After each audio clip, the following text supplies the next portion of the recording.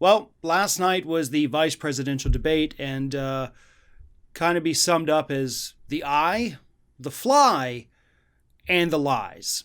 I mean, those are really the big three takeaways. First and foremost, let's talk about the eye. Let's go ahead and get that elephant out of the room.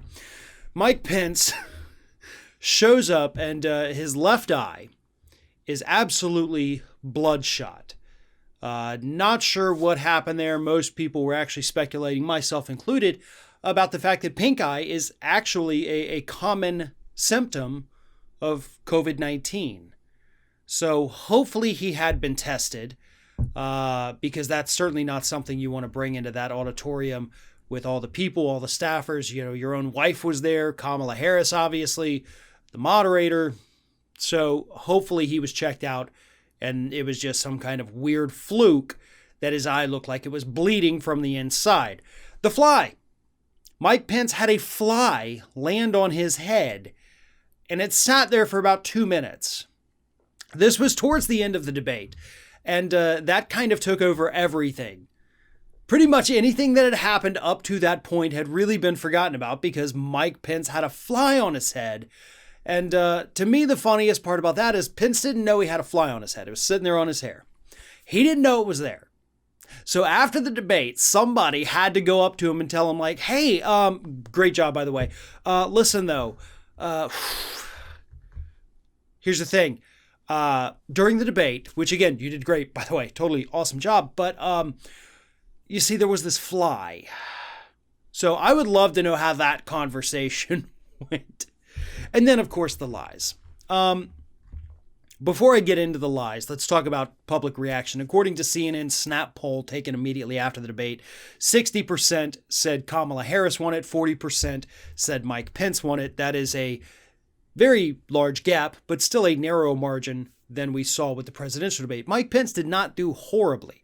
He did not have any horrid outbursts like Donald Trump. He did attempt to steamroll the rules, the moderator, and Senator Harris repeatedly. The moderator did not step in and shut him down as she should have, but I think Senator Harris did a great job of shutting him down. The lies. The one that stuck out the most to me, the one that pissed me off the most, was his claims that American families, the average American family, got $4,000 extra per year because of Trump's tax cuts. That's a lie. That is a flat out bald-faced lie. That's what we were promised, by the way, by Paul Ryan and Trump and the Republicans when they were working to ram this thing through at the end of the year in 2017. They told us the average family would get between $4,000 and $9,000 a year. The truth is the average family got $0 a year. And the government's own numbers say that. The government's own numbers tell us you didn't get any money. 88% of all the benefits went to those at the very top. 88%. And I am shocked that Senator Harris did not counter him with that. I mean, that is a very easy statistic to debunk. And he repeated it multiple times. And it was absolutely infuriating to hear him tell people who know that they didn't get more money, that they did get more money. They look at their paychecks because these are people like me who live paycheck to paycheck. We know how much money is in that thing. We know when it goes up, and it didn't go up from your tax cuts. He should have been called on that with much more vigor than he was, because he wasn't really called on it. Some of the other lies, the tough on China stuff. Trump has not been tough on China. Trump has gotten steamrolled by China, much like Pence steamrolled Senator Harris whenever she tried to speak. Trump gave up on the trade war. So we're just kind of left in limbo where all of these tariffs are still in place.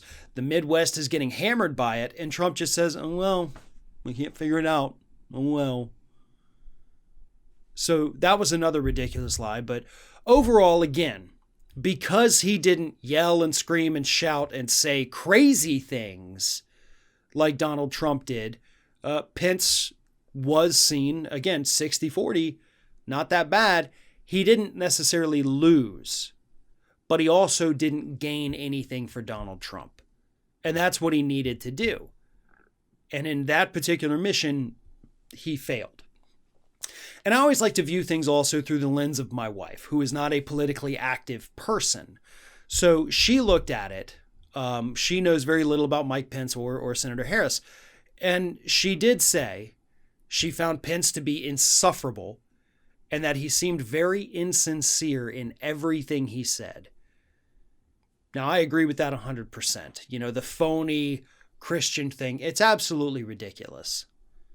A lot of his lies, even for somebody who is not as politically astute, as somebody who does it for a living, like my wife, who doesn't even like to hear about politics. It annoys her, but even she knew, she could tell by the way he was speaking that this man was lying through his teeth.